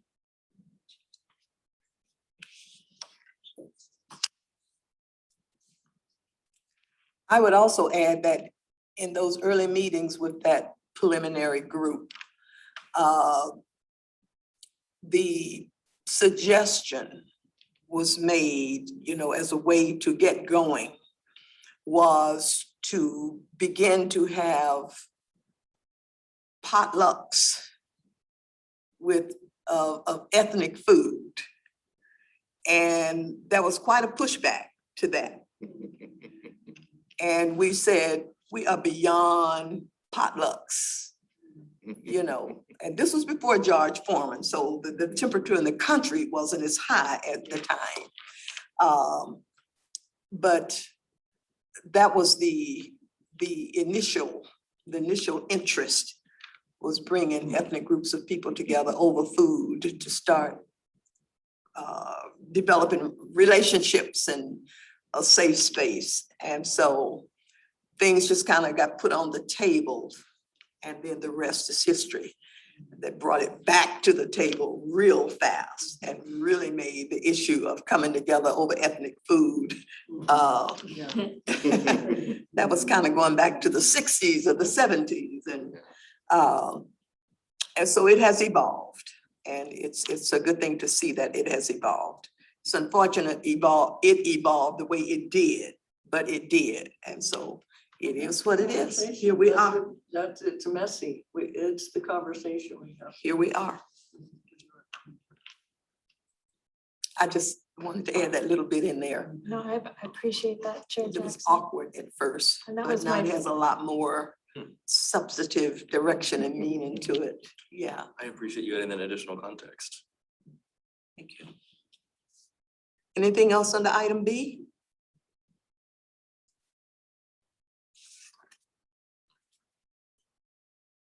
Thank you, Kelly, for the history also from your perspective. I appreciate that as well, since we're here for the mayor first, and then hearing, I guess, your perspective on where this originated and where we're at now. So thank you also. And that takes us to item 7, the commissioner reports. Now that might become a very active part of the agenda as we move along. As we're moving around in the community, we're hearing people's issues, concerns, we're reading some information that, we've got interest in. So that would be the place that if on the rest of the agenda, there hasn't been an opportunity to raise an issue, here would be a place that any commissioner can raise an issue. Some area you want on the agenda next time, or some additional information you might be seeking, some report you might request. So however you want to use your few minutes our few minutes as a commissioner when we get down to commissioner reports. Are there any tonight? You probably weren't prepared to see it on the agenda tonight, but are there any No reports. comments, questions? Anything that we've covered in the rest of the agenda that okay. Just be prepared for the future meetings that there is a place for commissioners to raise issues, ask questions, make presentations, whatever. Perhaps since we don't have any long-standing commission business, do we want to instead perhaps maybe go over why we're here? Because I know that we kind of did some icebreakers at the last meeting, but we never really got into the meat and potatoes of the conversation. It was friendly, my name's this is what I do, here's a little bit of my background, etc. That'd be okay with me. I guess I'll go first then. Okay. In lieu of an actual report, we're getting Yeah. to know one another so we Yeah, can work Exactly. well. It's a report on myself, if you will. Okay. My name is Jonathan. I go by John. I have been in diversity, equity, and inclusion work since probably 2014. It started with my place of employment in DuPont at Intel. If any of you are familiar with that location, it does not exist anymore. Unfortunately, it was demolished a few years back, much to the chagrin of many of its longtime employees, including myself. But that's okay. They actually gave me the opportunity to move to Oregon or Arizona upon closure of the site, and I turned down both. It's like, no thanks, I'll stay here. I actually ended up going to college. Sorry, I guess I should let me backpedal really quick. At Intel, I was actually I started a coalition of employees. I don't recall what our title was off the top of my head. But effectively, we were ensuring that we were observing the Equal Opportunity Act and fair employment rights at our workplace. And so one of the biggest ones was like a place for breastfeeding mothers to actually nurse. There was the opportunity of like a janitor's closet effectively. And they deemed it, and I mean, this building was almost 2 million square feet. They had one in the entire place. And at any given time, and there was only 800 employees or so, in a facility just designed for about 3,500. But there was the one broom closet effectively on like the 3rd floor of one of the buildings where they just happened to find space. So that was kind of like one of our first issues that we tackled, was like, we need like a place like where a mother can nurse with dignity without having to traverse 1.5 miles inside of the building just to get to it. Among those other issues were also race-related issues, but again, it sounds like the common theme, especially before the temperature of the country was turned up, as you eloquently stated, at Chair Jackson, excuse me. There was a lot of pushback on that, and even just highlighting that women in the tech sector and how woefully underrepresented we had a female employment at Intel, and asking the question, why was that? We actually had a pretty ethnically diverse cast of characters at Intel. We had employees from all over the world. I mean, obviously Intel's a global company, but we didn't have a lot of women for some reason, and nobody could seem to answer why. And whenever all the hiring managers were there at the meetings that we were having and presenting to them, nobody seemed to have an answer for us. Anyway, so that's where I guess my work in this area started. And then I went to school after Intel, and I was a part of the Ideal Council, which is a very long acronym, but suffice it to say, similar work, also directly advised the board of the college and the president. And I was there for 4 years, continuing after I graduated. And we actually voted to dissolve the commission out of protest because we had a new president. Keep in mind, this council had been going on for 22 years. It's a long-standing council that directly advised leadership on issues of equity and diversity. I personally, the reason why I joined was actually there was a trans student who did not feel safe attending class because there was a student that was harassing them. And my professor at the time, who is now actually one of my friends, was actually holding separate class sessions just so they felt like they could learn in a safe environment. And that was unacceptable. I mean, it's great that my professor was willing to do that, but she shouldn't have had to. And the fact that none of the leadership even knew this was happening was a problem. So I directly reported to the board of directors on that issue specifically. And then I also introduced legislation for us to change some of the RCWs for the harassment reporting policy. Unfortunately, I also got a lot of pushback on that, but we were actually able to make some substantive legal changes to the college's RCW, which was, I guess, effectively like a active state Congress, because the founding documents for the college have to be approved by the state legislature. So that was, I guess, a small win, but it's still a win to help protect student rights and anybody that uses that harassment policy. And then,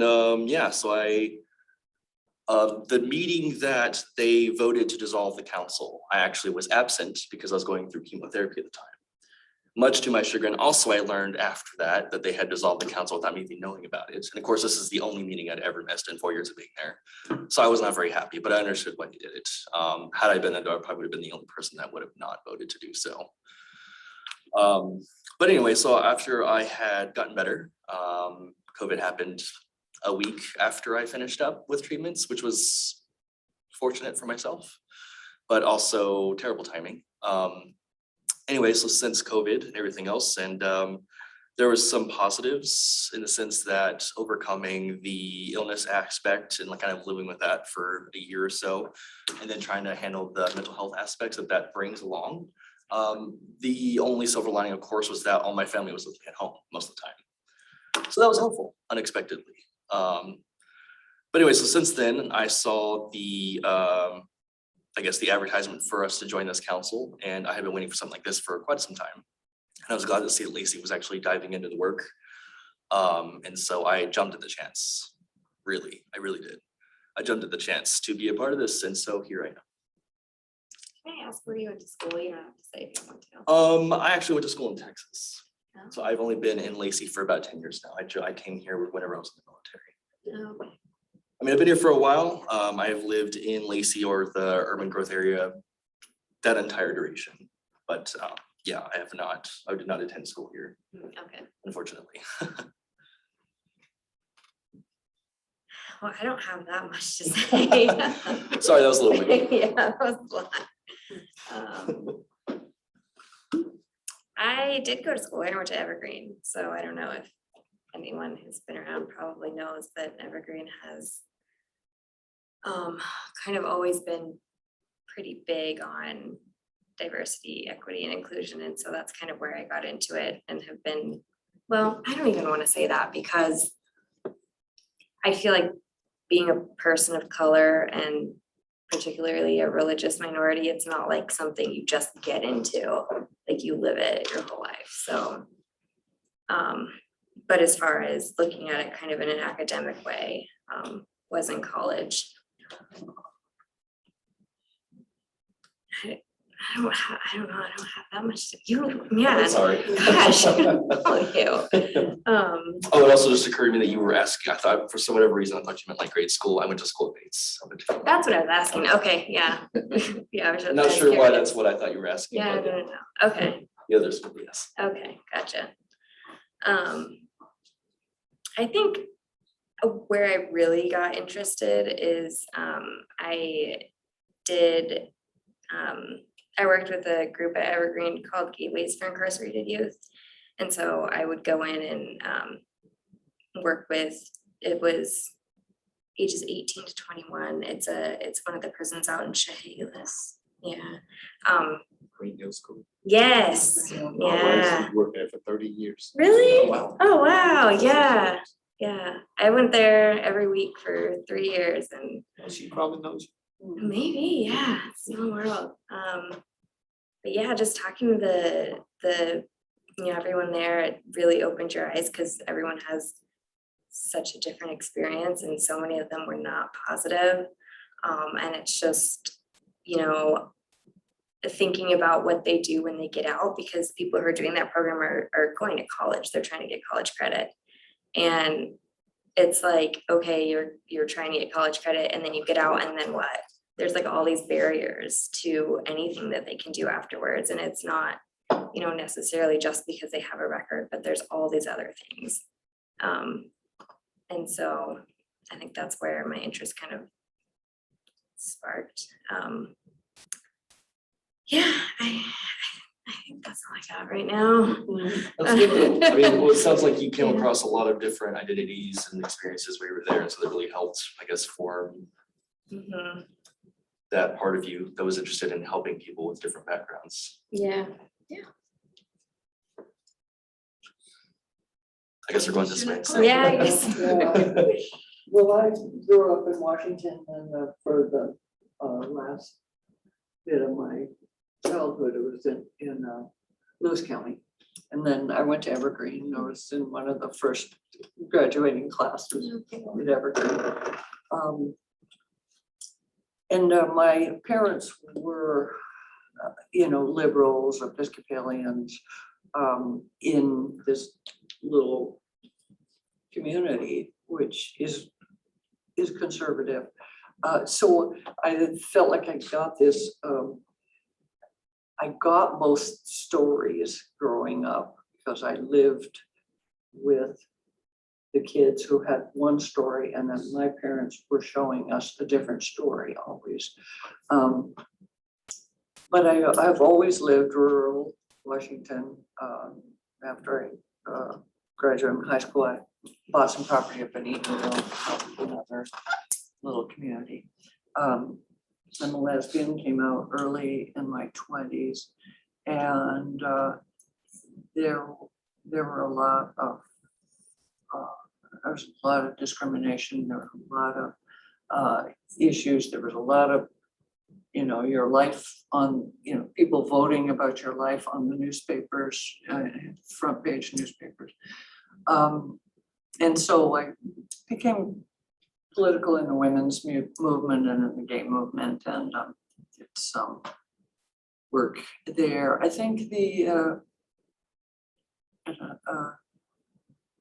I think what the Black Lives Matter the last few years has done something more for me.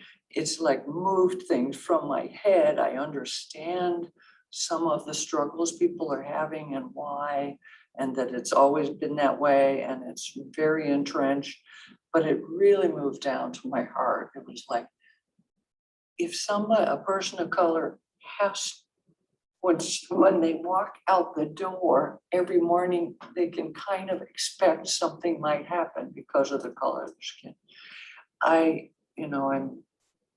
by this age, I don't care if anybody knows I'm a lesbian. I act like who I am. I dress like who I am. And I have some of those experiences, but it just like, this can't go on. And I have to put my body, I have to get in there and do something. So that's why I'm here. And like the mayor, I don't know what I don't know. I know a lot, but I will listen, and I will stand behind anybody as we move forward. And I stand, and many people behind us are moving us forward, and I'm just gonna take my place one-on-one. That's what I am. Wow. My background is long and varied. So I'm not gonna, I could spend 2 hours going through this, but I won't do that. I'll just start with, I came here in Washington, via the military in 1991. I was stationed there at Fort Lewis, and I got out in 92. And I built my house in Lacey, and I've been there ever since. So this year, 29 years in my house, and great community, Classic Heights there in the northeast end. When I built the house and all, there were no golf courses. All of a sudden, they put a golf course right there. Then they put a second golf course there. Yes, and I'm a golfer. So yes, what a decision. So I left the military in 92, and I went to work at Green Hill School part-time. While I was working on my master's there doing security at night. Yeah. My wife, like I said, works there, Carolyn Brown, they know her. So I finished up my master's, and I started my job search, and I landed on State Farm in 93. I went into State Farm as an injury claims adjuster. After about 3 or 4 years, I moved into human resources, and I'd got my master's in human resources management. So that was my goal. And so I was able to get into human resources, spent about 24 years working in human resources. Initially, we were generalists. We did all aspects of human resources, which was very overwhelming. Then we started to focus, and I picked employment. So I got on the talent acquisition side of things and spent about 15 years in talent acquisition. Loved it. We opened a building in Tacoma, the old Russell building, and I staffed most of that building, probably 800 or 900 of the 1,400 that was there. It was just me and one other person staffing that building. And that was and it was direct hire. So that was an opportunity for me to really look at diversity and improve diversity and hire people and give them a chance and, you know, those things. And so I was like, wow, this is what it's all about. And we really saw the improvement and got, you know, we have got a lot of positive response from the community because people were talking, you know, that opportunities were there in good paying jobs. These are not $15 an hour job. These are better jobs. But I worked out of DuPont for the entire time. I worked out of Tacoma 1 year, but DuPont for the other 27 or so years.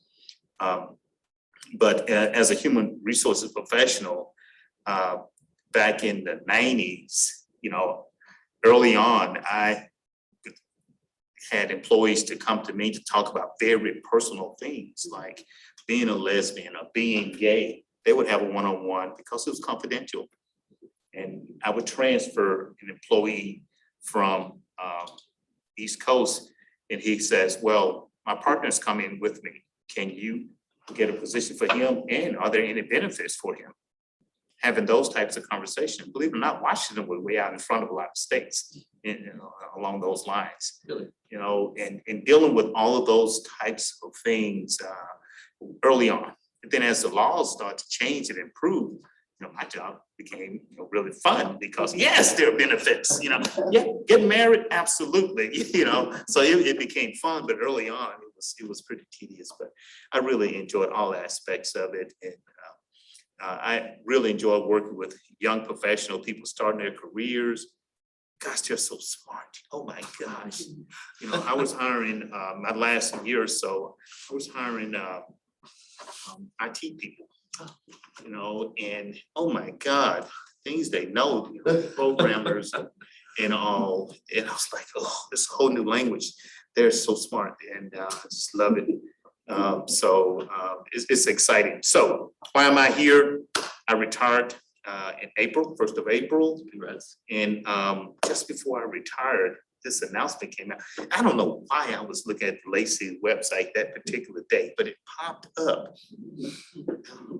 And I go, oh my God, this is something that sounds so good. This is me. And I thought about it. I didn't tell my wife. I said, gosh, I need a challenge. I'm gonna be retired. So I do other things in the community, but I need a new challenge. And this is the first opportunity for me to become a part of the community here to really work on things in Lacey. I've worked on lots of things in Tacoma. You know, I can just rattle them off. Lots of things. I'm on boards up there and other things, but not in Lacey, my home. So now this is exciting for me to become a part of my community and get involved.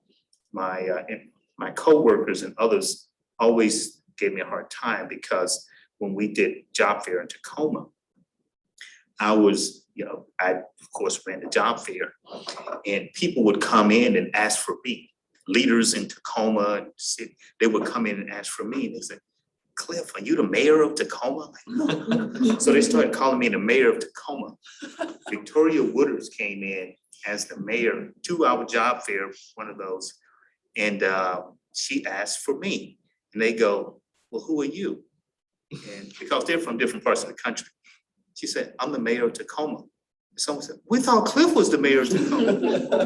We're good friends, so she gave me a hard time. So she always called me the mayor of Tacoma. It's funny. But this is great to be able to be a part of the Lacey community. You know, my home, my kids both graduated from River Ridge High School. And my grandson attended Shayless Middle School. He's gonna be going to River Ridge this fall as a freshman. So really excited about it. Yeah, I know Commissioner Jackson's son. He's one of my young fraternity brothers. Yes, Nate. so know Nate really well. And I saw you Saturday, Friday night. See, we hang out. I didn't know that. I saw her Friday night. And the husband. Yeah, she didn't see me, but yeah, that's all I have. Men put on hats and they just have a whole different appearance at night. I did. I had a hat on. I used to wear a hat. As I indicated earlier, I've lived in the Lacey community since 1970. So 50 years, I've seen Lacey grow from a rural patch of woods, stepchild to Olympia. As I drive around now, it's hard to remember what used to be on that corner or what used to be over there. It's grown up. It's grown up. And one of the reasons I was attracted to this commission was that I want to see Lacey live up to its potential in my lifetime. And so, given my involvement and community engagement over the years, I've seen the inner workings, the reports, the data, not just the surface stuff. Having served on the North Thurston School Board for 20 years, I saw that slow evolution as students of color were moving into the area and no one paying any attention to the developing achievement gap and the, those kinds of things. I was chair of the board of Evergreen State College back in the day when it was, if we could get 2,500 FTE, we were having a good year. But those were the days that at least once a year, that was a legislative proposal to shut it down and turn it into a state office complex. So to look at what Evergreen is now 50 years later, to look at Lacey being the most diverse city in Thurston County, to look at where things are and where they seem to be headed, it does perplex me when I hear the honest comment that I didn't know.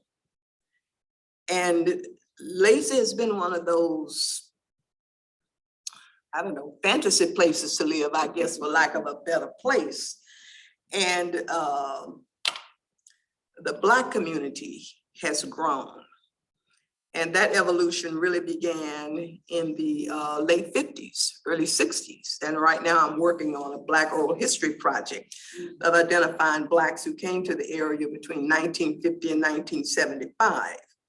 And to hear the stories about the housing discrimination and all of the things that they had to go through. And as I interact with Blacks now who can live anywhere in the county that they can afford to, they have no idea about the legwork and the work that went into making it an open community. But at the same time, I interact with a lot of people that talk about difficulty in getting a job, where color, and with this being a state government town, they're rich stories, that's coming up in these interviews about the difficulties. And so for people to not know, to think that this is a apple pie American city with no issues and no challenges, that's not the case. And so with the focus that's now on everything, the opportunity for Lacey to really be the shining city on the hill. I think when you look at Lacey, Olympia, Tumwater, and the surrounding rural areas, there's so much going for it that the others don't have going for it. And I want to contribute to making that the best it can possibly be for the future generations that come, not just for the ethnic members of the community, but for the community in general, to really embrace and understand that there is so much more positive about diversity than there are negatives, and the richness of diversity and how that is the key to where Lacey is going to go in the future. And it all comes to public policy. It all comes to the inclusion, just a way of thinking, a way of doing, a way of being. It's not an extra effort that you got to put forth over here. It just is. And so I know right now, students of color in the North Thurston School District are struggling with some real key issues that they've never come to grips with before. It has to be dealt with. Not too long ago, a few months ago, the article comes out in the paper that talks about over 341 plats of land that still have racially restrictive clauses in them. You know, people don't know that stuff. You know, this community that's not supposed to do that kind of thing. So we have a chance as an equity commission, as a city that's growing in leaps and bounds, to do it right. Look at where we are, where we want to be, and the strategic plan answers the question, how are we going to get there? And so it's an exciting time for the Ethnic Commission to be coming into existence, in that Lacey is engaged in an aggressive strategic planning process. And our work, you know, is going to be vast, you know, in making sure that equity is an overlay into everything. And we aren't chapter 3 in the strategic plan, as though the other chapters don't involve, you know, diversity, equity, inclusion. So we have a lot of work to do. And I gave this a lot of thought and just say, one more push, one more effort, and then I'm done. I'm ready to just go smell my roses and dig in my dahlia bed. Let somebody else take care of it. I've been doing it all spring. I'm tired of it. I need to be around people, yard workers. Well, I do that too, but you know, so that's what spurs me on. My children are products of the North Thurston School District. All 3 college graduates, successful entrepreneurs, business people, and he saw me at my son's comedy club. He's a comedy entrepreneur there in Tacoma. Super funny. But all 3 of my kids tell some very sad stories to me sometimes about their growing up in Lacey, the isolation, you know, so while they've been successful, it was at a tremendous expense. And so I don't want to see other students coming up having to go through some of the things my own kids experience here, being in such a minority, coming through the schools. And so it's all part of this thing. The workforce, the schools, the education, the healthcare, the criminal justice, it all makes a city what it is. And so here we sit as an equity commission with an opportunity to impact all of that. And so I see it as an opportunity, another piece of work, but an opportunity. And it sounds as though people bring a wealth of backgrounds and experiences to it. So we have a chance to have a little fun at it as well. So you see what you started? Yeah. But thank you for that. And we still have the director report. Now you would be considered the director? Correct. Okay, our staff director. Okay. Well, I have 3 items for the commission. Number 1, please make sure to sign the certificate if you have not already, and just leave it here so we can get that filed away with our city clerk. Second, I just want to remind the body that our next meeting is going to be August 23rd. And prior to that meeting, I will be sending out an agenda like the one you received last Friday. And it'll include all of the items, including you know, the overview of the strategic plan and that draft work plan moving forward. And my third and final item is I just want to say thank you all again for being part of the commission on behalf of the city of Lacey. We really appreciate you all being here and all of the work that you are all going to put into this moving forward. So thank you. And that is my report, Chair. Thank you. Thank you. And I'll just ask, it's not on the agenda, but is there any other business to come before the commission before we adjourn?